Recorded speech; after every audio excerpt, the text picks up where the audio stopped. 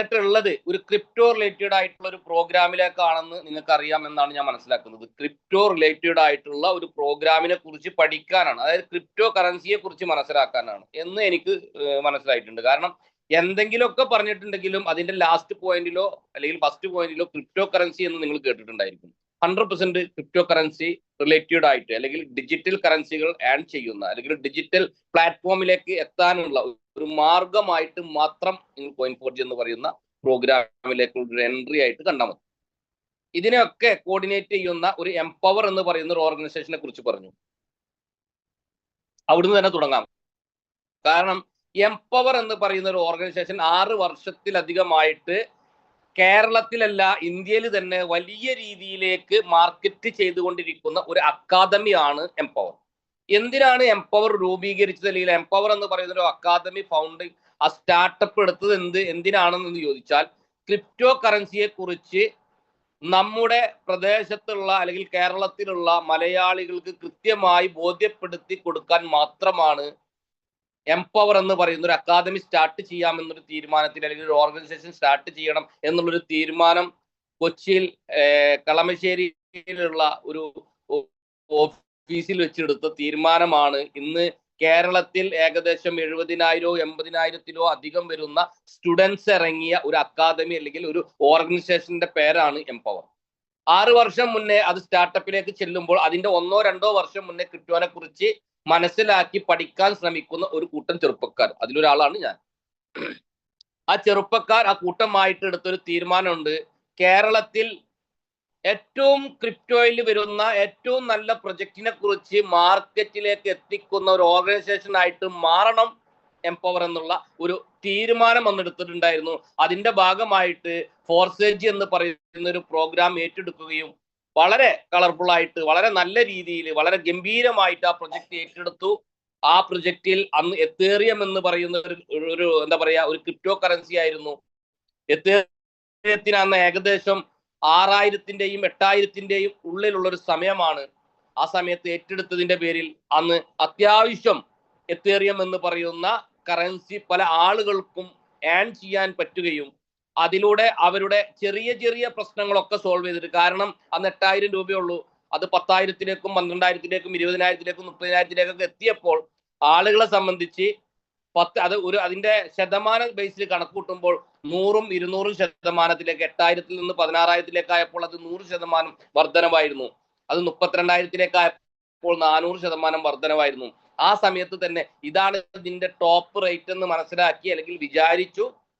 ഒരുപാട് ആളുകൾ സെല്ല് ചെയ്തതിന്റെ അടിസ്ഥാനത്തിൽ ഒരുപാട് കോടിക്കണക്കിന് രൂപ കിട്ടേണ്ട ആളുകൾക്ക് അത് ആ ചെറിയ എമൗണ്ടിൽ സന്തോഷപ്പെടേണ്ട ഒരു അവസ്ഥയിലേക്ക് അവർ മാറിക്കഴിഞ്ഞു. അന്നും എംപവർ എന്ന് പറയുന്ന അക്കാദമി അല്ലെങ്കിൽ അതിലുള്ള ആളുകൾ പറയുന്നുണ്ട് ഈ കറൻസി വലിയ രീതിയിലേക്ക് കുതിക്കുമെന്ന്. സത്യത്തിൽ എംപവറിന്റെ ഫൗണ്ടേഴ്സിന് പോലും വലിയ രീതിയിലേക്കൊന്നും ഏണിങ്സുകൾ അതിൽ സൂക്ഷിച്ച് അല്ലെങ്കിൽ എടുത്തു വെക്കാൻ കഴിഞ്ഞില്ല നിർഭാഗ്യവശാൽ. കാരണം എന്താണെന്ന് ചോദിച്ചാൽ അന്ന് വരുന്ന ആളുകളൊക്കെ പ്രയാസവും പ്രതിസന്ധികളൊക്കെ ഉള്ള ആളുകളായിരുന്നു. അതുകൊണ്ട് തന്നെ അവരുടെ 20 ലക്ഷം രൂപക്കും 30 ലക്ഷം രൂപക്കും വിറ്റ ആളുകളെ സംബന്ധിച്ച്, അതായത് 30-40 എത്തേറിയം വിറ്റ ആളുകളെ സംബന്ധിച്ച് ഇന്ന് അത് ഏകദേശം 2 കോടി 2.5 കോടി രൂപയുടെ അസറ്റ് നഷ്ടപ്പെട്ട ആളുകളാണ്. അതൊരിക്കലും ഇനി കേരളത്തിലെ ക്രിപ്റ്റോ മേഖലയെ അറിയുന്ന ആളുകൾക്ക് സംഭവിക്കരുത് എന്നുള്ള ഒരു തീരുമാനമാണ് എംപവർ ഏറ്റെടുത്തത്. അതിന്റെ അടിസ്ഥാനത്തിൽ ഫോർസേജ് നേരെ മെറ്റാഫോഴ്സിലേക്ക് കൺവെർട്ട് ചെയ്തപ്പോൾ അതിന്റെ ആ കൂടെ തന്നെ കുതിച്ച് അതിന്റെ കൂടെ കട്ടക്ക് നിന്ന വലിയൊരു ഗ്രൂപ്പ് ഓഫ് ടീമാണ് എംപവർ. അതിന്റെ പേരിൽ കഴിഞ്ഞ വർഷവും അതിന്റെ മുന്നത്തെ വർഷവും 1 കോടി രൂപക്ക് മുകളിൽ വാങ്ങിയ 100-ലധികം വീട്ടമ്മമാരടക്കമുള്ള ആളുകളെ ക്രിയേറ്റ് ചെയ്ത വലിയൊരു ഓർഗനൈസേഷനാണ് എംപവർ. അപ്പൊ എംപവർ എന്ന് പറയുന്ന ഈ എംപവർ എന്ന് പറയുന്ന അക്കാദമിയുടെ ശക്തി എന്താണെന്ന് ചോദിച്ചാൽ, ക്രിപ്റ്റോ മേഖലയിൽ ഏറ്റവും ടോപ്പായിട്ട് ഏണിങ്സ് എടുത്തു കൊടുക്കുന്ന ഒരു കമ്മ്യൂണിറ്റിയുടെ പേരാണ് എംപവർ. അതിനകത്ത് ആ കമ്മ്യൂണിറ്റി തീരുമാനിക്കുന്ന അല്ലെങ്കിൽ ആ എംപവർ എന്ന് പറയുന്ന ഓർഗനൈസേഷൻ തീരുമാനിക്കുന്ന പ്രൊജക്റ്റുകളൊന്നും ഫ്ലോപ്പല്ല, ഇന്നും നിലനിന്ന് പോകുന്നു. രണ്ടാമത്തെ ഒരു പ്രൊജക്റ്റ് എന്ന് പറയാം, നമുക്ക് കൂട്ടിച്ചേർത്ത് വരുന്ന ഓരോ പ്രൊജക്റ്റുകളും നമുക്കറിയാം. ഇന്ന് മാർക്കറ്റിൽ ഒരുപാട് കൺസെപ്റ്റുകൾ വന്നിട്ട് പല കൺസെപ്റ്റുകളും 6 മാസവും 1 വർഷവും 2 വർഷവും 3 മാസവും ഒക്കെ ആയുസിൽ ഒതുങ്ങി അവസാനിക്കുമ്പോൾ 5 വർഷവും 5.5 വർഷവും നീണ്ടു നിൽക്കുന്ന പ്രൊജക്റ്റിൽ ഒരുപോലെ നിലനിന്ന വലിയൊരു കമ്മ്യൂണിറ്റിയാണ് എംപവർ എടുക്കുന്ന തീരുമാനങ്ങൾ ഇന്ന് വരെ തെറ്റിയിട്ടില്ല എന്നാണ് ഞാൻ മനസ്സിലാക്കിയിട്ടുള്ളത്. ആ മനസ്സിലാക്കിയതിന്റെ പേരിൽ തന്നെ കൂടെ നിൽക്കുന്ന വലിയൊരു കമ്മ്യൂണിറ്റി. ഈ മാർക്കറ്റിൽ പല കൺസെപ്റ്റുകളും വന്നിട്ട് മാസങ്ങൾക്കുള്ളിൽ പൂട്ടിപ്പോയിട്ടോ അല്ലെങ്കിൽ വർഷങ്ങൾക്കുള്ളിൽ പൂട്ടിപ്പോയിട്ടോ ഉണ്ടെങ്കിൽ അത് നമ്മുടെ കുറ്റമല്ല, പ്രൊജക്ട് നിൽക്കുന്ന കമ്പനിയുടെ കുറ്റം. അതായത് സെൻട്രലൈസ്ഡ് കമ്പനികൾ എന്ന് പറയും നമ്മൾ. സെൻട്രലൈസ്ഡ് കമ്പനികൾ എന്ന് പറയുമ്പോൾ അതോറിറ്റികൾ കൺട്രോൾ ചെയ്യും. അതൊരു വ്യക്തിയാവാം, ഒരു ഗ്രൂപ്പ് ഓഫ് ടീം ആവാം, ഒരു കമ്പനി ആവാം, ഏത് രീതിയിലും ആകാം. പക്ഷെ നമ്മൾ മനസ്സിലാക്കേണ്ടത് ഒരു അതോറിറ്റി കൺട്രോൾ ചെയ്യുമ്പോൾ ആ അതോറിറ്റിയുടെ പ്രോഫിറ്റ് മാത്രം ആഗ്രഹിക്കുന്ന രീതിയിലേക്കാണ് പ്രൊജക്റ്റുകൾ വരുന്നത്.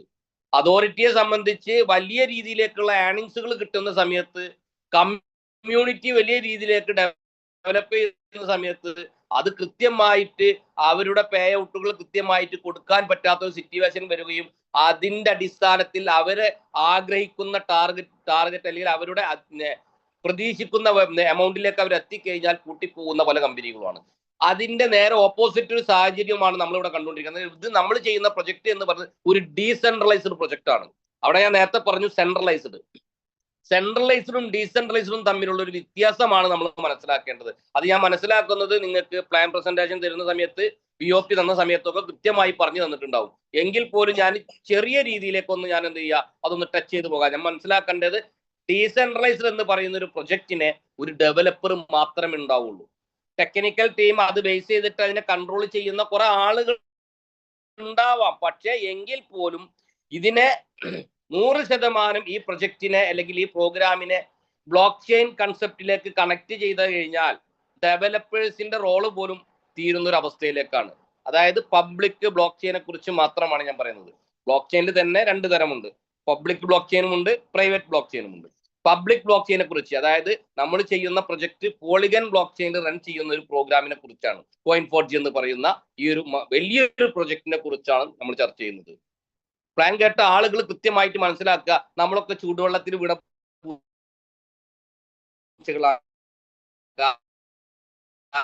കാരണം മാർക്കറ്റിൽ ഒരുപാട് പറയുന്ന ഒറ്റ കാര്യമുള്ളൂ, നമുക്ക് കിട്ടിയതും അല്ലെങ്കിൽ നമുക്ക് വരുമാനങ്ങൾ ഉണ്ടാക്കിയതും പൂട്ടിപ്പോയ കമ്പനികളൊക്കെ കുറിച്ച് നിങ്ങളൊന്ന് ചിന്തിക്കുമ്പോൾ നിങ്ങളൊന്ന് മനസ്സിലാക്കേണ്ട ഒരു കാര്യമുണ്ട്. പണിയെടുത്തില്ലെങ്കിലും വരുമാനം തരുന്ന കമ്പനികളെ നമ്മൾ കണ്ടിട്ടുള്ളൂ. നമ്മൾ പൈസ ഇട്ടാൽ ആ പൈസ നമുക്ക് നയിച്ച് ആ പൈസനെ ഉണ്ടാക്കി തരുന്ന കമ്പനികളെ നമ്മൾ കൂടുതൽ കണ്ടിട്ടുള്ളത്. അതല്ലെങ്കിൽ പല പ്രൊഡക്റ്റ് ബേസ് ചെയ്തിട്ടുള്ള കമ്പനികളെ നമ്മൾ കണ്ടിട്ടുള്ളത്. അതല്ലെങ്കിൽ വ്യാജമായ ക്രിപ്റ്റോ കറൻസിയുടെ പേര് പറഞ്ഞിട്ട് തട്ടിപ്പ് നടത്തിയ കമ്പനികളെ കുറിച്ചാണ് ഞാൻ പറയുന്നത്. BTCയുടെ പേര് വരെ പറഞ്ഞിട്ട് തട്ടിപ്പ് നടത്തിയിട്ടുണ്ടെങ്കിൽ അത് ക്രിപ്റ്റോയുടെ മറവിൽ തട്ടിപ്പ് നടക്കുന്നുണ്ട് എന്നുള്ളതിന്റെ ഒരു സത്യമാണ്. പക്ഷെ എല്ലാം തട്ടിപ്പായിട്ട് നമ്മൾ കാണരുത്. നമ്മൾ മനസ്സിലാക്കണം, നമ്മുടെ നാട്ടിൽ 2000-ന്റെ നോട്ട് ഇറങ്ങിയപ്പോൾ ഏറ്റവും കൂടുതൽ വ്യാജ നോട്ട് ഇറങ്ങിയ ഒരു രാജ്യമാണ് ഇന്ത്യ. അതിൽ കൂടുതലും കേരളത്തിൽ തന്നെ. ഞാൻ മനസ്സിലാക്കുന്നത് 2000-ന്റെ നോട്ട് ഫസ്റ്റ് വ്യാജമായിട്ട് ഇറങ്ങിയത് കൊടുങ്ങല്ലൂർ പ്രദേശത്താണെന്നാണ് എൻ്റെ ഓർമ്മ ശരിയാണെങ്കിൽ. ഞാൻ പറയുന്നത് അങ്ങനെ വ്യാജ കറൻസി വന്നതിന്റെ പേരിൽ നമ്മൾ 2000-ന്റെ നോട്ടൊന്നും നമ്മൾ ആരും വലിച്ചെറിഞ്ഞിട്ടില്ല. അത് ഒറിജിനലും ഡ്യൂപ്ലിക്കേറ്റും തിരിച്ചറിയാനുള്ള ആളുകളാണ് നമ്മൾ. അതിൽ നമുക്ക് ദൈവം വിവേക ബുദ്ധി തന്നിട്ടുള്ളത്. ഇവിടെ മനസ്സിലാക്കേണ്ടത് എംപവർ എന്ന് പറയുന്ന ഓർഗനൈസേഷൻ ഏറ്റെടുത്തിട്ടുള്ള ഈ Coin4G എന്ന് പറയുന്ന പ്രൊജക്ട് 100% ഡീസെൻട്രലൈസ്ഡ് ആയിട്ടുള്ള പ്രൊജക്റ്റാണ്. ഈ പ്രൊജക്ടിന്റെ സ്മാർട്ട് കോൺട്രാക്ട് വെരിഫൈഡ് ആണോ എന്ന് പരിശോധിക്കാൻ കോൺട്രാക്ട് അഡ്രസ്സുകൾ എടുത്ത് നിങ്ങൾക്ക് പരിശോധിക്കാം. കൃത്യമായിട്ട് ഇതിൽ ഉപയോഗിക്കുന്ന ടോക്കൺ USDT എന്ന് പറയുന്ന കറൻസിയാണ്. ഇതിന്റെ ഓൺ കറൻസി എന്ന് പറഞ്ഞിട്ട് Coin4G ഒരു ടോക്കൺ നമുക്ക് തരുന്നുണ്ടെങ്കിൽ, നമുക്ക് ഇതിന്റെ തൊട്ടു മുന്നേ നടത്തിയ പ്രൊജക്ട് CS എന്ന് പറയുന്ന ഒരു കറൻസിയാണ് നമുക്ക് തന്നിരുന്നെങ്കിൽ, ആ CS എന്ന് പറയുന്ന കറൻസി നമുക്ക് റിവാർഡായി കിട്ടിയിരുന്നെങ്കിൽ, അത് വെറും 18 രൂപയിൽ സ്റ്റാർട്ട് ചെയ്തെങ്കിൽ, അത് പിന്നീട് 25 രൂപയിലേക്ക് എത്തിയെങ്കിൽ, പിന്നീട് അത് 50 രൂപയിലേക്ക് എത്തിയെങ്കിൽ, പിന്നീട് അത് 2000 രൂപയിലേക്കും 2200 രൂപയിലേക്കും, പിന്നീട് അത് 1100 രൂപയിലേക്ക് ഡൗൺ ആവുകയും 700 രൂപയിലേക്ക് ഡൗൺ ആവുകയും അത് 100 രൂപയിലേക്കും ഇന്നത് ഏകദേശം 150-200 രൂപയിൽ സ്റ്റിൽ നിൽക്കുന്ന ഒരു സിറ്റുവേഷൻ നമ്മൾ കണ്ടുകൊണ്ടിരിക്കുന്നുണ്ട്. മനസ്സിലാക്കേണ്ട ഇത്രേ ഉള്ളൂ, 18 രൂപയുടെ സാധനത്തിന് 180 രൂപ ഇന്നും നിലനിൽക്കുന്നുണ്ടെങ്കിൽ അത് ഏകദേശം 10 ഇരട്ടി നമുക്ക് വർധനവിലേക്ക് അത് എത്തി എന്നുള്ളതാണ് നമ്മൾ മനസ്സിലാക്കേണ്ടത്. 18 രൂപയുടെ സാധനം ഇന്ന് 180 രൂപയിലേക്ക് ഇരിക്കുന്നുണ്ടെങ്കിൽ അത് 10 ഇരട്ടിയിൽ ഇന്നും സ്റ്റിൽ നമുക്ക് റേറ്റിൽ നിൽക്കുന്നുണ്ട്. ഞാൻ പറയുന്നത് ഇത്രേ ഉള്ളൂ, നമുക്ക് ഇന്നും Coin4G നമുക്ക് അനുഭവങ്ങളുള്ള ആളുകളായതുകൊണ്ട്, അതായത് എംപവർ ഓർഗനൈസേഷനിലുള്ള ആളുകൾക്ക് കൃത്യമായിട്ട് അത് അനുഭവം ഉള്ളത് കൊണ്ട് തന്നെ Coin4Gന്റെ ടോക്കൺ ഏൺ ചെയ്യുന്ന കാര്യത്തിൽ ഒരു കോംപ്രമൈസും ഇല്ലാത്ത രീതിയിലേക്കാണ് Coin4Gന്റെ ടോക്കനുകൾ എംപവറിന്റെ ഓർഗനൈസേഷനുള്ള പഴയ ആളുകൾ ഏൺ ചെയ്തുകൊണ്ടിരിക്കുന്നത്. ഒരു കോംപ്രമൈസും ഇല്ല. ഇവിടെ ടോക്കൺ കിട്ടാൻ നമ്മൾ ചെയ്യേണ്ടത് ഒറ്റ കാര്യമുള്ളൂ, ഇവരുടെ കോൺട്രാക്റ്റുകൾ പർച്ചേസ് ചെയ്യുക. ഇവരെ കോൺട്രാക്റ്റുകൾ പർച്ചേസ് ചെയ്യുന്ന സമയത്ത് നമുക്ക് റഫറൽ കമ്മീഷനും ലെവൽ കമ്മീഷനും ഗ്ലോബൽ കമ്മീഷനും ടോക്കൺ ഏൺ ചെയ്യാനും എല്ലാ രീതിയിലേക്കും നമുക്ക് വരുമാനം കിട്ടുന്ന ഒരു സിസ്റ്റത്തെ ക്രിയേറ്റ് ചെയ്തുകൊണ്ട് പോകുന്ന ഒരു പ്രോഗ്രാമാണ്. ടോക്കൺ പർച്ചേസ് ചെയ്യാൻ വേണ്ടി ഒരു കോൺട്രാക്ട് പർച്ചേസ് ചെയ്യാം നമുക്ക് $50. അപ്പൊ 50 ടോക്കൺ നമ്മളെ സംബന്ധിച്ച് നമുക്ക് സേവ്ഡ് ആണ്. ആ 50 ടോക്കൺ സേവ് ചെയ്തുകൊണ്ട് റഫറൽ കമ്മീഷനും വേണ്ട ഗ്ലോബൽ പൂളും വേണ്ട എന്നുള്ള രീതിയിലേക്ക് വെയിറ്റ് ചെയ്ത് നിൽക്കുകയാണെങ്കിൽ ചിലപ്പോൾ നമുക്ക് 1, 2, 3 വർഷം വെയിറ്റ് ചെയ്യേണ്ടി വരും. പക്ഷേ അതൊരു റഫറൽ കമ്മീഷനിലൂടെ അല്ലെങ്കിൽ എന്നെ ബിസിനസ്സിലേക്ക് കൊണ്ടുവന്നിട്ടുള്ള എൻ്റെ സ്പോൺസർ പെർഫോമർ ആണ്, ഞാൻ ഒന്നും ചെയ്തിട്ടില്ലെങ്കിൽ പോലും അത് ഓട്ടോ ബില്ലിങ്ങിലൂടെ പോലും എനിക്ക് ലെവൽ ഇൻകം കിട്ടുന്നുണ്ടെങ്കിൽ, ഞാൻ വർക്ക് എടുത്താൽ അല്ലെങ്കിൽ ഞാനൊരു കമ്മ്യൂണിറ്റിയെ ക്രിയേറ്റ് ചെയ്താൽ അല്ലെങ്കിൽ ഞാനൊരു എന്താ പറയാ ഈ ബിസിനസിന്റെ ഭാഗമായിട്ട് ഈ ടോക്കൺ ഒന്ന് പ്രൊമോട്ട് ചെയ്യുന്ന ഒരു പ്രൊമോട്ടറായിട്ട് എനിക്ക് മാറാൻ കഴിഞ്ഞിട്ടുണ്ടെങ്കിൽ ഇതിലൂടെ കോടികൾ ഉണ്ടാക്കാൻ നമുക്ക് കഴിയുമെന്ന് തെളിയിക്കപ്പെട്ടിട്ടുള്ള ഒരു ഓർഗനൈസേഷനാണ് എംപവർ. ഞാൻ പറഞ്ഞു വരുന്നത് തെളിയിക്കപ്പെട്ടതും കിട്ടിയ അനുഭവങ്ങളൊക്കെ ഉദാഹരണങ്ങൾ പറയുന്നത് എന്താ വെച്ചാൽ എംപവർ ഈ 6 വർഷത്തിനുള്ളിൽ കൊണ്ടുവന്നിട്ടുള്ള ഫോർസേജ് മുതലുള്ള മെറ്റാപോൾസ് മുതലുള്ള ഒരു പ്രൊജക്റ്റും ഫ്ലോപ്പായി പോയിട്ടുള്ള ഇന്നും റൺ ചെയ്തുകൊണ്ടിരിക്കുകയാണ്. അതിന്റെ കറൻസിയെ കുറിച്ചാണ് ഞാൻ പറഞ്ഞത്. കൃത്യമായിട്ട് ഞാൻ പറയുന്നത് $50 ടോക്കൺ നിങ്ങൾ ഹോൾഡ് ചെയ്യാൻ നിങ്ങൾ തയ്യാറാണെങ്കിൽ അത് 100 കോൺട്രാക്ട് ഓപ്പൺ ചെയ്ത് $150, അതായത് 100 + 50 വെച്ച് $150 ടോക്കൺ നിങ്ങൾ ഹോൾഡ് ചെയ്യാൻ തയ്യാറാണെങ്കിൽ അതങ്ങനെ $300 $1,050 ടോട്ടൽ $1,050 വരെയാണ്, അല്ലെങ്കിൽ 1,050 ടോക്കൺ വരെയാണ് നമുക്ക് ഇതിനകത്ത് പർച്ചേസ് ചെയ്യാൻ കഴിയുന്നത്. ആ 1,050 ടോക്കൺ പർച്ചേസ് ചെയ്യുകയും അതിന്റെ ഭാഗമായിട്ട് നമുക്കൊരു റഫറൽ കമ്മീഷൻ കിട്ടണം എന്നുള്ള രീതിയിലേക്ക് നിങ്ങൾ ഈ ബിസിനസ്സിനെ ഒരു റഫറൽ പ്രോഗ്രാമായിട്ട് ഏറ്റെടുത്ത് ഒരു കമ്മ്യൂണിറ്റിയെ ക്രിയേറ്റ് ചെയ്യാൻ വേണ്ടി നിങ്ങൾ ബിസിനസ്സിനെ മറ്റുള്ള ആളുകളിലേക്ക് മാർക്കറ്റ് ചെയ്യാൻ വേണ്ടി ഇതിന്റെ സൂം ലിങ്കുകളൊക്കെ പ്രൊമോട്ട് ചെയ്ത് അതിലൂടെ ടീമിനെ ക്രിയേറ്റ് ചെയ്യുന്ന സമയത്ത് നിങ്ങൾ ചെയ്യുന്ന ഓരോ ബിസിനസിന്റെയും അല്ലെങ്കിൽ നിങ്ങൾ കൊണ്ടുവരുന്ന ഓരോ ബിസിനസ് വോള്യത്തിന്റെയും 40% റഫറൽ കമ്മീഷനും 8% ലെവൽ കമ്മീഷനും തന്നിട്ട് വലിയ രീതിയിലേക്ക് റഫറൽ കമ്മീഷൻ തരുന്ന ലോകത്തിലെ നമ്പർ 1 പ്രൊജക്ട്. ഞാൻ പറയുന്നത് ഇത്രേ ഉള്ളൂ. ഇവിടെ റഫറൽ കമ്മീഷൻ നമുക്ക് കൃത്യമായിട്ട് കിട്ടുന്നുണ്ടെങ്കിൽ അത് വിത്തിൻ സെക്കൻഡിൽ വിഡ്രോ ചെയ്യാൻ പറ്റുന്നതാണ്. അല്ലെങ്കിൽ നിങ്ങൾക്കൊരു വാലറ്റിനകത്ത് വന്ന് ജസ്റ്റ് ഒരു ഷോ കാണിക്കുന്ന അല്ലെങ്കിൽ ഒരു ഷോ മണി ആയിട്ടോ അല്ലെങ്കിൽ ഒരു ഷോ ടോക്കൺ ആയിട്ടോ അല്ല വരുന്നത്. ആ വിത്തിൻ സെക്കൻഡിൽ നിങ്ങൾക്ക് അത് വിഡ്രോ ചെയ്തെടുക്കാൻ കഴിയും. 8% ലെവൽ ഇൻകം എന്ന് പറഞ്ഞു വരുന്ന വരുമാനം ആ വിത്തിൻ സെക്കൻഡിൽ നിങ്ങൾക്ക് വിഡ്രോ ചെയ്യാൻ പറ്റും. ഗ്ലോബലി നടക്കുന്ന ബിസിനസിന്റെ ഗ്ലോബൽ പൂൾ എന്നുള്ള രീതിയിലേക്ക് 3ാമത്തെ കോൺട്രാക്റ്റിലും 6ാമത്തെ കോൺട്രാക്റ്റിലും നിങ്ങൾക്ക് ഗ്ലോബൽ വരുമാനം കിട്ടുന്നുണ്ടെങ്കിൽ അതും നിങ്ങൾക്ക് ആ വിത്തിൻ സെക്കൻഡിനകത്ത് വിഡ്രോ ചെയ്യാൻ പറ്റും. നിങ്ങൾക്ക് കയറുന്ന referral commission, level commission, global pool, ഇത് 3 നിങ്ങൾക്ക് ആ വിത്തിൻ സെക്കൻഡിൽ വിഡ്രോ ചെയ്യാൻ കഴിയും. അതിന്റെ ശേഷം നിങ്ങൾക്ക് റിവാർഡായിട്ട് 25% നിങ്ങൾ കൊണ്ടുവരുന്നതിന്റെ 25% നിങ്ങൾക്ക് ടോക്കൺ കിട്ടുന്നുണ്ട്. ഞാൻ പറയുന്നത് ഏകദേശം 73% നമ്മൾ ചെയ്യുന്ന ബിസിനസിന്റെ പ്രോഫിറ്റ് കിട്ടുന്ന ലോകത്തിലെ നമ്പർ 1 പ്രൊജക്ട്. 48% റഫറൽ കമ്മീഷനും ലെവൽ കമ്മീഷനും ആണെങ്കിൽ 25% ടോക്കൺ അടക്കം ഏകദേശം 73% കിട്ടുന്ന ലോകത്തിലെ നമ്പർ 1 പ്രൊജക്ട് എന്ന് പറഞ്ഞാൽ വെല്ലാൻ പറ്റുന്ന രീതിയിലേക്ക് വേറെ പ്രൊജക്ട് ഇല്ല. ഇന്ന് അതുകൊണ്ട് തന്നെ പല കമ്മ്യൂണിറ്റിക്കകത്തും പല കമ്പനികൾക്കകത്തും പല MLM കൺസെപ്റ്റിനകത്തുനിന്നും ഒഴുക്കുകൾ ശരിക്കും കോയിൻ നടന്നു. ശരിക്കും പല കമ്പനികളും ഭയപ്പാടോടുകൂടെ കണ്ടുകൊണ്ടിരിക്കുന്നുണ്ട്. ഞാൻ പറയുന്നത് ഇത്രേ ഉള്ളൂ. അതായത് ആളുകളെ സംബന്ധിച്ച് അല്ലെങ്കിൽ വരുന്ന ബിസിനസ്സിലേക്ക് എത്തുന്ന വ്യക്തികളെ സംബന്ധിച്ച് അവരെ സംബന്ധിച്ച് പ്രൊജക്റ്റ് കൺഫേം ആണോ, പ്രൊജക്റ്റിനകത്ത് ഒരു ഫ്ലോപ്പും സംഭവിക്കാൻ സാധ്യതയില്ല എന്നുള്ള ആ ട്രസ്റ്റിലേക്ക് നിങ്ങൾക്ക് എത്താൻ കഴിഞ്ഞാൽ നല്ല രീതിയിൽ ബിസിനസ് ചെയ്യാൻ കഴിയും. പക്ഷെ ഞങ്ങൾക്ക്, അതായത് ഇതിനകത്തുള്ള ആളുകളെ സംബന്ധിച്ച് എക്സ്പീരിയൻസും ബിസിനസ്സിനകത്ത് ഒരു രൂപ പോലും നഷ്ടപ്പെടാത്ത ആളുകളെ ക്രിയേറ്റ് ചെയ്യാൻ ഈ ക്രിപ്റ്റോ മേഖലയിൽ Coin4G എന്ന് പറയുന്ന പ്രൊജക്റ്റിന് ചെയ്യാൻ കഴിയും. ഇതിനകത്ത് നിങ്ങൾക്ക് റോയൽറ്റി കിട്ടാനുണ്ട്, NFT റോയൽറ്റി. അതിനെക്കുറിച്ച് കൃത്യമായിട്ട്. അപ്പോ Coin4j എന്ന് പറയുന്ന ഈ പ്രൊജക്റ്റിനകത്ത് വന്നിട്ട് റോയാലിറ്റിയെ കുറിച്ച്, NFT കുറിച്ച് അതൊക്കെ നിങ്ങൾക്ക് VOP പ്ലാനുകളിൽ പറഞ്ഞിട്ടുണ്ടാവും. 5 തരത്തിൽ നിങ്ങൾക്ക് ഇതിനകത്ത് വരുമാനം കിട്ടും. ഞാൻ പറയണത് ഇത്രയേ ഉള്ളൂ. Coin4j ടോക്കൺ ഹോൾഡ് ചെയ്യുന്ന ആളുകൾ എത്ര ടോക്കൺ നിങ്ങൾ ഹോൾഡ് ചെയ്തു അതിനനുസരിച്ചായിരിക്കും നിങ്ങളുടെ ഗ്രോത്ത്. ഞാൻ പറയുന്നു 10,000 ടോക്കൺ ഹോൾഡ് ഒരു 2 വർഷത്തിനുള്ളിൽ ഞാൻ പറയുന്നത്. സമയം എടുത്ത് ചെയ്തു കൊടുക്കും. നിങ്ങൾ 2 ഇയറിന്റെ ഉള്ളിൽ ഒരു 10,000 ടോക്കൺ റിവാർഡായിട്ട് നിങ്ങൾക്ക് വാങ്ങി വെക്കാൻ പറ്റുകയാണെങ്കിൽ ഞാൻ പറയുന്നു 100% നമ്മുടെ അക്കൗണ്ടിൽ ഒരു 1 CR എബോ വരുമാനം കിട്ടിയതിന്റെ തുല്യമായിട്ടുള്ള രീതിയിലേക്കുള്ള ടോക്കൺ ആയിട്ട് അത് മാറിയിരിക്കും. കാരണം മുന്നത്തെ പ്രൊജക്റ്റിനകത്ത് കിട്ടി എന്ന് ഉറപ്പ് വരുത്തിയ ആളുകളെ നമുക്ക് നന്നായിട്ട് അറിയാം, വാങ്ങി വെച്ച ആളുകളെ നമുക്കറിയാം. എന്തായാലും അങ്ങനെ 10,000-ഓളം ടോക്കൺ ഓക്കെയാണ്. ടോക്കൺ കിട്ടിയിട്ടുള്ള ആളുകൾ അവരുടെ അക്കൗണ്ടിലെ വരുമാനം അത് 1 CR. ഞാൻ പറയുന്നത് ഒരു 2 ഇയർ 3 ഇയർ ഇൻവെസ്റ്റ്, ഒരു അതായത് ആ ഒരു ഫിക്സഡ് ആക്കി മാറ്റിയ ഫണ്ടാണ് എന്നുള്ള രീതിയിലേക്ക് ഒരു 2-3 ഇയർ നിങ്ങളുടെ അക്കൗണ്ടിൽ അത് എടുക്കട്ടെ. നിങ്ങൾ ചെലവാക്കിയ പൈസക്ക് അനുസരിച്ച് റഫറൽ കമ്മീഷനും ലെവൽ കമ്മീഷനും ആയിട്ട് ഇവിടെ നിങ്ങൾക്ക് എന്ത് ചെയ്തിട്ടുണ്ടാവും, ലക്ഷക്കണക്കിന് രൂപ വാരി ഉണ്ടാവും. നിങ്ങൾ 10,000 ടോക്കൺ നിങ്ങൾ അക്കൗണ്ടിലേക്ക് വരുന്ന സമയത്ത് നിങ്ങൾ അക്കൗണ്ടിനകത്ത് നിങ്ങൾക്ക് റഫറൽ കമ്മീഷനും ലെവൽ കമ്മീഷനും ആയിട്ട് മിനിമം 5 lakh അബോ നിങ്ങൾ വരെ 10 lakh-ഓളം നിങ്ങൾ വരുമാനം വാങ്ങിയ ആളുകളായിട്ട് മാറിയിട്ടുണ്ടാവും. 10 ലക്ഷം രൂപ വരുമാനം വാങ്ങിയ ആളുകളായിട്ട് നിങ്ങൾ മാറിയിട്ടുണ്ടാവും. പ്ലസ് നിങ്ങളെ ടീമിനകത്ത് 5 ലക്ഷം രൂപ വരുമാനം വാങ്ങിയ 5-4 ആളുകൾ ക്രിയേറ്റ് ചെയ്തിട്ടുണ്ടാവും. അതിന്റെ താഴത്ത് 2 ലക്ഷവും 1 ലക്ഷവും വാങ്ങിയ ആളുകളുണ്ടാവും. എവിടെ?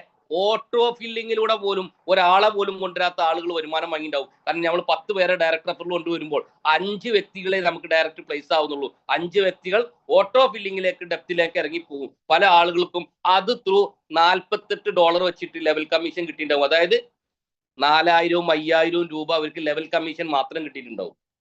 നമ്മൾ മനസ്സിലാക്കേണ്ടത് ഓട്ടോ ഫില്ലിങ്ങിലൂടെ വലിയ രീതിയിലേക്ക് ലെവൽ കമ്മീഷൻ കിട്ടുന്ന ഒരു പ്രൊജക്ട്, റഫറലിലൂടെ വലിയ രീതിയിലേക്ക് റഫറൽ കമ്മീഷൻ കിട്ടുന്ന ഒരു പ്രൊജക്ട്, ഗ്ലോബൽ പൂളിലൂടെ മന്ത്ലി ഒരു നല്ല ഏണിങ്സ് എടുക്കാൻ പറ്റുന്ന ഒരു പ്രൊജക്ട്, റിവാർഡിലൂടെ ടോക്കൺ വലിയ രീതിയിലേക്ക് ഏൺ ചെയ്യാൻ പറ്റുന്ന ഒരു പ്രൊജക്ട്, ഇത്രത്തോളം ഗംഭീരമായിട്ടുള്ള എല്ലാ കഴിവും കപ്പാസിറ്റിയും ഉള്ള ഒരു പ്രോഗ്രാമിനകത്താണ് നമ്മൾ നിൽക്കുന്നത്. ഞാൻ മനസ്സിലാക്കുന്നത് നാട്ടിൽ പല പ്രോഗ്രാമുകളും വന്ന് ഫ്ലോപ്പായിട്ട് പോയിട്ടുണ്ടെങ്കിൽ നേരത്തെ ഞാൻ പറഞ്ഞതുപോലെ അത് നമ്മുടെ കുറ്റാണ്. ഇവിടെ എല്ലാം കാണുമ്പോൾ ചുടുവെള്ളത്തിൽ വീണ പൂച്ചയാണ്, അതുകൊണ്ട് ഞാൻ പച്ചവെള്ളം കണ്ടാലും പേടിക്കും എന്ന് പറഞ്ഞാൽ അത് നമുക്ക് മാത്രമായിരിക്കും അതിന്റെ നഷ്ടം. നമ്മൾ പ്രോഗ്രാമിനെ കുറിച്ച് കേട്ട് മനസ്സിലാക്കി പഠിച്ച് എല്ലാം ഓക്കെ ആയിട്ടും നമ്മൾ പോയി ചോദിക്കുന്നത് ഒരു അറിയാത്ത വ്യക്തിയോടാണ്. ബിസിനസിനെ കുറിച്ച് പോയി ചോദിക്കുന്നത് ബിസിനസിനെ കുറിച്ച് ഒരു ട്രസ്റ്റും ഇല്ലാത്ത വ്യക്തിയോടാണ്. ക്രിപ്റ്റോ എന്ന് പറയുന്നത് ലോകത്ത് കേൾക്കാത്ത വ്യക്തിയാണ്. പക്ഷെ ആകെ അറിയുന്ന ഒരു ക്രിപ്റ്റോ കറൻസിയുടെ പേരറിയാം, BTC, ബിറ്റ്കോയിൻ എന്ന്. ഈ ബിറ്റ്കോയിന്റെ പേരും പറഞ്ഞിട്ട് പറയും ബിറ്റ്കോയിനിൽ തന്നെ തട്ടിപ്പ് നടന്നിരിക്കുന്നത്. 100% ബിറ്റ്കോയിനിൽ തട്ടിപ്പ് നടന്നിട്ടില്ല, ബിറ്റ്കോയിന്റെ പേര് പറഞ്ഞ് തട്ടിപ്പ് നടത്തിയിട്ടുണ്ടായിരിക്കും. ബിറ്റ്കോയിൻ നമ്മൾ മനസ്സിലാക്കേണ്ടത്, അല്ലെങ്കിൽ ഇതിനകത്തിരിക്കുന്ന ഓൾമോസ്റ്റ് ആളുകൾക്കും ഞാൻ മനസ്സിലാക്കുന്നത് അവരുടെ ഫേസ് കണ്ടിട്ട് അല്ലെങ്കിൽ അവരുടെ ഒരു ഏജ് ഞാൻ മനസ്സിലാക്കിക്കൊണ്ട് ഞാൻ പറയുന്നു 2010 100 രൂപ ഇല്ലാത്ത ആരും ഇതിനകത്തില്ല എന്നാണ് ഞാൻ മനസ്സിലാക്കുന്നത്. 2010 100 രൂപ ഇല്ലാത്ത ആരും ഇതിനകത്തില്ല. പക്ഷെ എന്തുകൊണ്ടാണ് മനസ്സിലാക്കേണ്ടത്, 2010 100 രൂപ ഇല്ലാത്ത ആരുമില്ല നമ്മളെ കൂട്ടത്തിൽ. ആണോ? 100 രൂപ ഇല്ല. 2010 100 രൂപ ഇല്ലാത്ത ആളുകളൊന്നും ലൈക്ക് അടിച്ചേ. കയ്യിൽ 100 rupees ഉണ്ടായിരുന്നില്ല എന്ന് പറയുന്ന ഒരാൾ കയ്യിൽ ലൈക്ക് അടിച്ചേ. ആരുമില്ല, എല്ലാവരുടെ കയ്യിൽ 100 രൂപ ഉണ്ട്. ഞാൻ ചോദിക്കും 2010 BTCയുടെ റേറ്റ് 2 രൂപയാണ്, ബിറ്റ്കോയിന്റെ റേറ്റ് 2 രൂപയാണ്. ഞാൻ പറയുന്നതല്ല, ഗൂഗിൾ പറയണതാണ്, ChatGPT പറയണതാണ്, ഞാൻ പറയണതല്ല. 2 രൂപ. 100 രൂപക്ക് എത്ര ടോക്കൺ കിട്ടും? എത്ര BTC കിട്ടും? 50 എണ്ണോ? 50 BTCയുടെ ഇന്നത്തെ റേറ്റ് നോക്ക്. നമ്മൾ മനസ്സിലാക്കേണ്ടത്, വീണ്ടും ഞാൻ പറയുന്നു, 50 കോർ. ഞാൻ ചോദിക്കുന്നത് 2010 100 രൂപ ഇൻവെസ്റ്റ് ചെയ്തിട്ട് 2025 അതായത് 15 കൊല്ലം കഴിഞ്ഞപ്പോ 50 കോടി രൂപ കിട്ടുന്നു വെറുതെ പറയണാണോ? അങ്ങനെ വെറുതെ പറയാൻ പറ്റുമോ? ഒരു ഏകദേശം എത്ര ആളുണ്ട് ഇതിനകത്ത്? 92 ആളുകളോട് അങ്ങനെ വെറുതെ പറയാൻ പറ്റുമോ? ഇതിനകത്ത് ചാറ്റ് ചെയ്യുന്ന ഫുൾ എനിക്ക് വായിക്കാൻ പറ്റുന്നില്ല. ആരെങ്കിലും ആണെങ്കിൽ ചെക്ക് ചെയ്ത് എന്തെങ്കിലും പറയാനുള്ളതാണെങ്കിൽ എന്നോട് പറഞ്ഞാൽ മതി. ഓക്കെ, ഞാൻ പറയുന്നത് തെർസീന പറയുന്നുണ്ട് നോ, അതായത് 100% നമുക്ക് വെറുതെ പറയാൻ കഴിയില്ല. 50 ടോക്കൺക്ക് 100 രൂപയും ആ 100 രൂപയുടെ ടോക്കന്റെ ഇന്നത്തെ റേറ്റ് 50 കോടി രൂപയാണ്. നമ്മൾ മനസ്സിലാക്കേണ്ടതുണ്ട്. നമ്മൾ മനസ്സിലാക്കണം, ഒരു സത്യമുണ്ട് ക്രിപ്റ്റോ മേഖലയിൽ. സൊലാനോ എന്ന് പറയുന്ന കറൻസിക്ക് ഏകദേശം 70, 60, 50 ഡോളർ കഴിഞ്ഞ മന്തിൽ ഉണ്ടായിരുന്നുള്ളൂ. ഇന്നത്തെ ടൈമിൽ നോക്കുമ്പോൾ 200, 180, 190 ആയി. എത്ര ഇരട്ടിലേക്ക് പോയി. ഡോളറാണ് മാറിയിരിക്കുന്നത്. ഡോളർ ബേസിൽ ₹1 ഉണ്ടായിരുന്ന മാറ്റിക്കിന്റെ റേറ്റ് എത്രയാണെന്ന്, ADയുടെ റേറ്റ് എത്രയാണ്, ഡോജ് കോയിന്റെ റേറ്റ് എത്രയാണ്, XRPയുടെ റേറ്റ് എത്രയാണ്, CRVയുടെ റേറ്റ് എത്രയാണ്? ഇതൊക്കെ ടോക്കൻസ്, ഇതൊക്കെ കോയിനുകളല്ലേ. BNBയുടെ റേറ്റ് എത്രയാണ്, TRCയുടെ റേറ്റ് എത്രയാണ്, എത്തേറിയത്തിന്റെ റേറ്റ് എത്രയാണ്? ഇത് നമ്മൾ ഇങ്ങനെ ചെക്ക് ചെയ്യണം. ഓരോ കറൻസിയെ കുറിച്ചും ചെക്ക് ചെയ്യണം. ഞാൻ ചോദിക്കുന്നത്, നിങ്ങൾ ക്രിപ്റ്റോ മേഖലയെ കുറിച്ച് പഠിക്കണമെങ്കിൽ എംപവർ എന്ന് പറയുന്ന അക്കാദമിയിൽ വേണം. എംപവർ എന്ന് പറയുന്ന അക്കാദമിയിലേക്ക് നിങ്ങൾ കയറണമെങ്കിൽ കോയിൻ4ജി എന്ന പ്രൊജക്റ്റിലേക്ക് നിങ്ങൾ ID ഓപ്പൺ ചെയ്യണം. കോയിൻ4ജി എന്ന് പറയുന്ന പ്രൊജക്റ്റ് നിങ്ങൾ ഓപ്പൺ ചെയ്യണമെങ്കിൽ 50 ടോക്കൺ നിങ്ങൾ വാങ്ങി വെക്കണം. 50 ടോക്കൺ നിങ്ങൾ വാങ്ങി വെക്കണമെങ്കിൽ $50 നിങ്ങളെ കയ്യിൽ നിർബന്ധമായിട്ടുണ്ടാവണം. $50 ഇൻവെസ്റ്റ് ചെയ്തിട്ടുണ്ടെങ്കിൽ 5 കൊല്ലം കഴിഞ്ഞാൽ അത് 5 ലക്ഷം രൂപ ആയിട്ട് വിഡ്രോ ചെയ്ത ആളുകളായിട്ട് അന്ന് നമുക്ക് തീരുമാനം എടുക്കാൻ കഴിയും. 2010 എടുക്കാൻ പറ്റാത്ത തീരുമാനം, 2015 എടുക്കാൻ പറ്റാത്ത തീരുമാനം, 2020 എടുക്കാൻ പറ്റാത്ത തീരുമാനം 2025 എടുത്തു. ആ തീരുമാനമായിരുന്നു ശരി എന്ന് പറയുന്ന ആളുകളായിട്ട് നമുക്ക് മാറാൻ കഴിയും. 100% കോയിൻ4ജി എന്ന് പറയുന്ന ഈ പ്രൊജക്റ്റിലേക്ക് കടന്നു വരുന്ന ചിലപ്പോൾ നമ്മുടെ രക്ഷിതാക്കൾക്ക് അല്ലെങ്കിൽ മാതാപിതാക്കൾക്ക്, നമ്മളെ ഫാമിലി, ഹസ്ബൻഡ്, വൈഫ്, അങ്ങനെയുള്ള ആളുകൾക്ക് ഇതിനെക്കുറിച്ച് ഒന്നും അറിയില്ല. അവരെ ഭാഗത്തുനിന്ന് ഒരുപാട് നെഗറ്റീവ് ടോക്കുകൾ നമുക്ക് വരും. നിങ്ങൾ ചെയ്യുന്നത് ചിലപ്പോൾ ഫേക്കായി പോയാലോ, നിങ്ങൾ ചെയ്യുന്നത് ചിലപ്പോൾ പ്രതിസന്ധികൾ ഉണ്ടാക്കിയാലോ, ഇതുപോലെ പല കമ്പനികളും വന്ന് പൂട്ടിപ്പോയി എന്ന് പറയുമ്പോൾ ഇതുപോലത്തെ ഒരു കമ്പനിയും പൂട്ടിപ്പോയിട്ടില്ല എന്ന് നമുക്ക് ഉറപ്പായിട്ട് പറയാൻ പറ്റണം. കാരണം ഡിജിറ്റൽ, അതായത് എംപവർ എന്ന് പറയുന്ന പ്രോഗ്രാം കൺട്രോൾ ചെയ്യുന്നത് അല്ലെങ്കിൽ പ്രൊജക്റ്റുകൾ ഏറ്റെടുക്കുന്നത് ബ്ലോക്ക് ചെയിൻ എന്ന് പറയുന്ന ബ്ലോക്ക് ചെയിനിൽ 100% വെരിഫൈഡ് ആയിട്ടുള്ള ഒരു പ്രൊജക്റ്റ് മാത്രമാണ് എംപവർ ഏറ്റെടുക്കുള്ളൂ.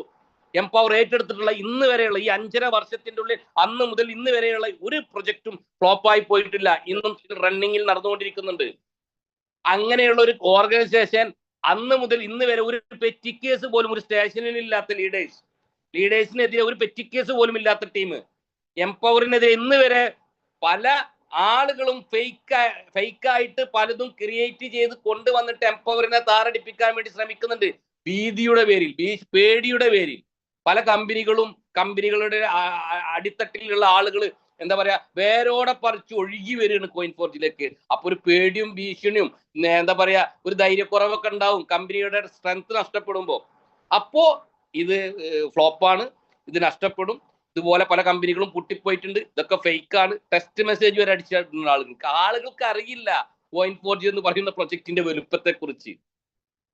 കൃത്യമായിട്ട് അതിനെക്കുറിച്ച് ഗൂഗിളിൽ ഒന്ന് സെർച്ച് ചെയ്ത് നോക്കാൻ അവർ കാണിക്കുന്നില്ല. അതിന്റെ കോൺട്രാക്ട് അഡ്രസ്സുകൾ വാങ്ങി ഒന്ന് വെരിഫൈ ചെയ്ത് നോക്കാൻ അവർ ശ്രമിക്കുന്നില്ല.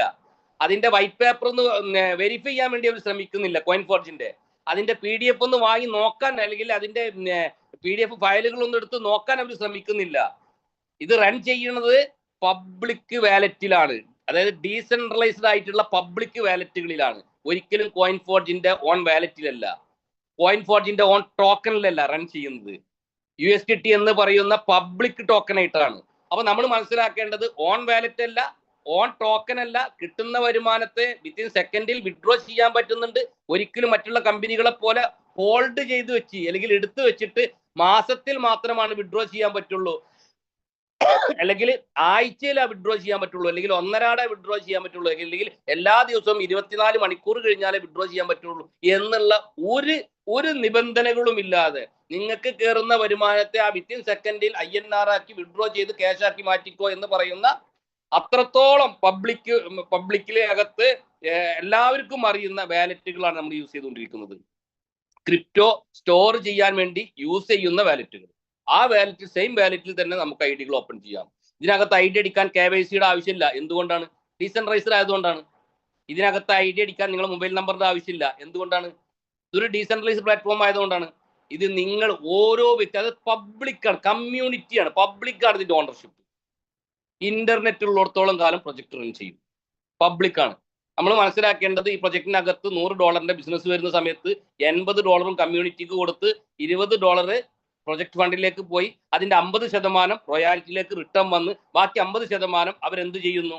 പ്രൊജക്ടിന്റെ ഡെവലപ്മെന്റിന് വേണ്ടി എടുക്കുന്ന സമയത്ത് 90% കമ്മ്യൂണിറ്റിക്കകത്തുണ്ടെങ്കിൽ നമ്മൾ മനസ്സിലാക്കണം, കമ്മ്യൂണിറ്റിക്കകത്ത് നടക്കുന്ന ബിസിനസ് വോള്യത്തിനനുസരിച്ച് പ്രോഫിറ്റ് തന്നുകൊണ്ടിരിക്കുന്ന ഒരു പ്രൊജക്ട്, കമ്മ്യൂണിറ്റിക്കകത്ത് നടക്കുന്ന ബിസിനസ് വോള്യത്തിനനുസരിച്ച് വരുമാനം തന്നുകൊണ്ടിരിക്കുന്ന ഒരു പ്രൊജക്ട്. അപ്പോൾ കമ്മ്യൂണിറ്റിക്കകത്ത് ബിസിനസ് വോള്യം ഇല്ലെങ്കിൽ അവർക്ക് തരേണ്ട ആവശ്യമില്ല, കമ്പനിക്ക് പൂട്ടണ്ടാണ്. കമ്പനി ഒരിക്കലും കമ്പനിയെ സംബന്ധിച്ച് അല്ലെങ്കിൽ ഡെവലപ്പറെ സംബന്ധിച്ച് അല്ലെങ്കിൽ പ്രൊജക്ടിനെ സംബന്ധിച്ച് പ്രൊജക്റ്റിൽ നടക്കുന്ന ബിസിനസ് വോള്യത്തിന്റെ പ്രോഫിറ്റ് മാത്രമാണ് നമുക്ക് തരുന്നത്.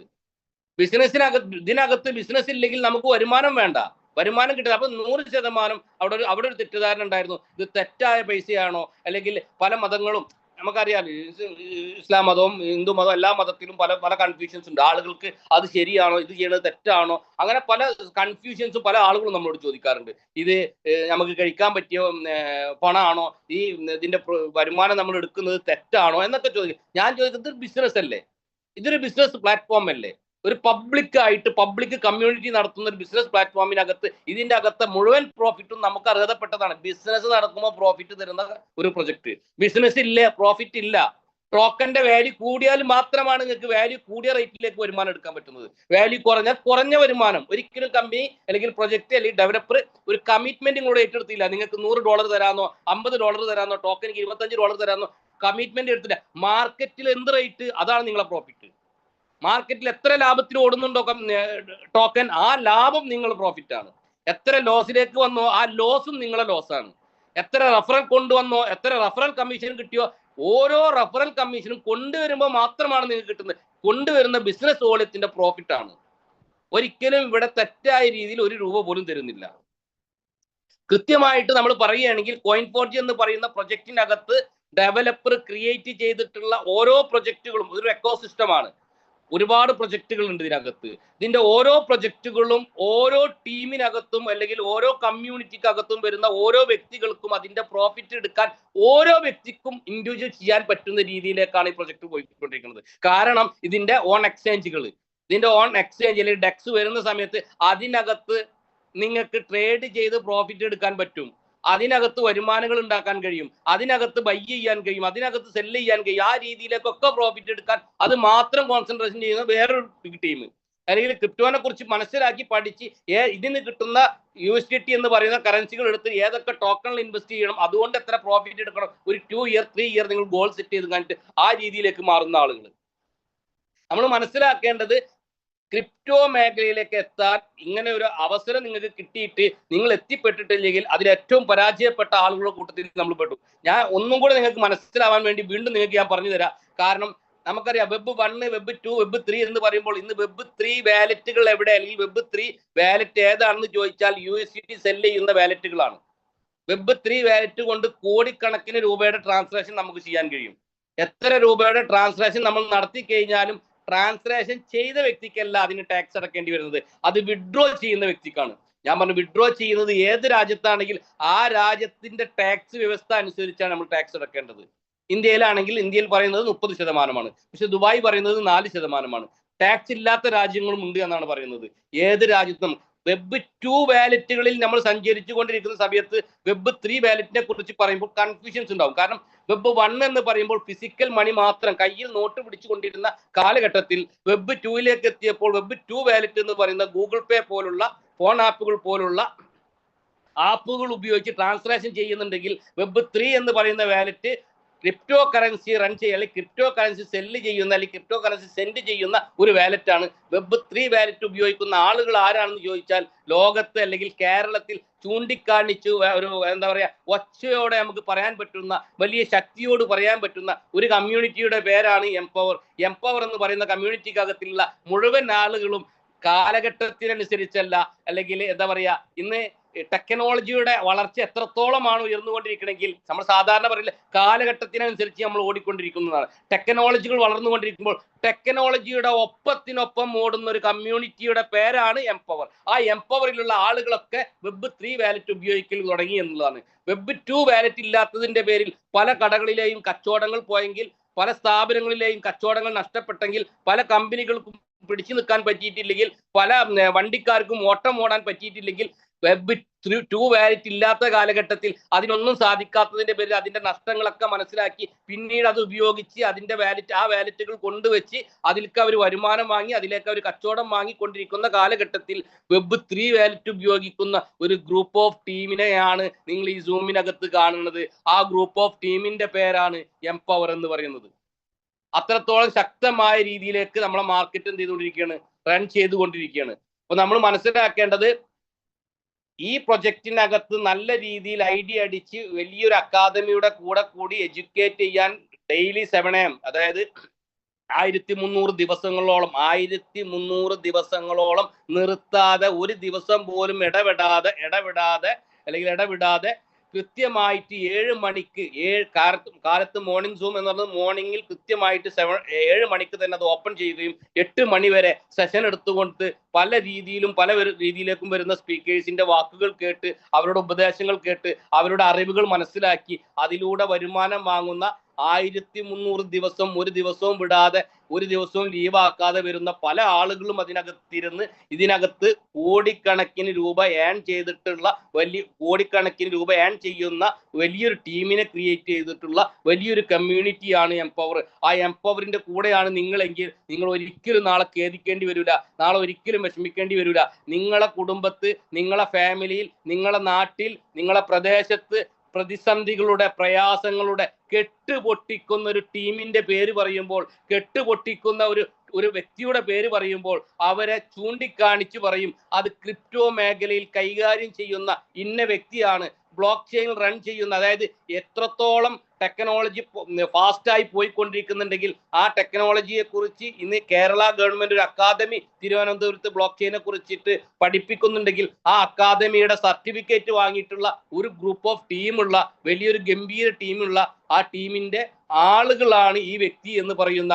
നിങ്ങളുടെ നാട്ടിലെ കോളേജുകളും സ്കൂളുകളും ബ്ലോക്ക് ചെയിൻ അക്കാദമിയെ കുറിച്ച് അല്ലെങ്കിൽ ബ്ലോക്ക് ചെയിനെ കുറിച്ച് പഠിപ്പിക്കാൻ 2 വാക്ക് പറയണമെന്ന് ക്ഷണിക്കുന്നുണ്ടെങ്കിൽ ആ ക്ഷണിക്കുന്ന ആളുകൾ എംപവറിന്റെ സാരഥികളായിരിക്കും, എംപവറിന്റെ അകത്തുള്ള വ്യക്തികളായിരിക്കും. ഇപ്പോ കൊയിലാണ്ടിയിലും അല്ലെങ്കിൽ കണ്ണൂരും തലശ്ശേരിയിലൊക്കെ ഓരോരുത്തരെ പേര് വിളിക്കുന്ന സമയത്ത് ഒരുപാട് ആളുകളുടെ ഇങ്ങനെയുള്ള ആളുകളെ പേരൊക്കെ വിളിച്ച് അവരോട് സ്കൂളുകളിൽ ഗസ്റ്റ് ആയിട്ട് കയറുന്ന സമയത്ത് അന്ന് ആ സ്റ്റേജിൽ ഇരുന്ന് ബ്ലോക്ക് ചെയിനെ കുറിച്ച് 2 വാക്ക് പറയുമ്പോൾ എല്ലാ ആളുകളും അന്താളിച്ച് നിൽക്കുന്ന ഒരു വലിയൊരു ഒരു വലിയൊരു ക്രൗഡിനെ നിങ്ങൾക്ക് കാണാൻ കഴിയും. അന്നാണ് ഇത്രത്തോളം വർഷങ്ങളായിട്ട്, ഇത്രത്തോളം മാസങ്ങളായിട്ട് ബ്ലോക്ക് ചെയിനെ കുറിച്ച് പഠിപ്പിക്കുന്ന ഇന്ന ആള് നമ്മുടെ അയൽവാസിയായിരുന്നു, നമുക്ക് പഠിക്കാൻ കഴിഞ്ഞില്ല, ആ ബ്ലോക്ക് ചെയിനിൽ റൺ ചെയ്യുന്ന ഇത്രത്തോളം വലിയ ഗംഭീര ഒരു പ്രൊജക്ട് ഉണ്ടായിട്ട് അതിനെക്കുറിച്ച് നമുക്ക് മനസ്സിലാക്കാൻ കഴിഞ്ഞില്ല, അതുകൊണ്ടുണ്ടായ നഷ്ടങ്ങൾ നമുക്ക് ഇത്രയാണ് എന്ന് ബോധ്യപ്പെടുന്ന ആളുകൾ ചുറ്റുഭാഗത്തുള്ള സമയത്ത് അവർക്ക് പറയാനും പഠിപ്പിച്ചു കൊടുക്കാനും പറ്റുന്ന വലിയൊരു ടീമായിട്ട് എംപവറിന്റെ കമ്മ്യൂണിറ്റിക്കകത്തുള്ള ആളുകൾക്ക് തീർച്ചയായിട്ടും കഴിയട്ടെ എന്ന് ആത്മാർത്ഥമായി പ്രാർത്ഥിച്ചുകൊണ്ട് ഇതുവരെ എൻ്റെ ഈ ശബ്ദം കേട്ടിരുന്ന എല്ലാവർക്കും ഹൃദയത്തിൽ നിന്ന് നന്ദി. Thank you so much.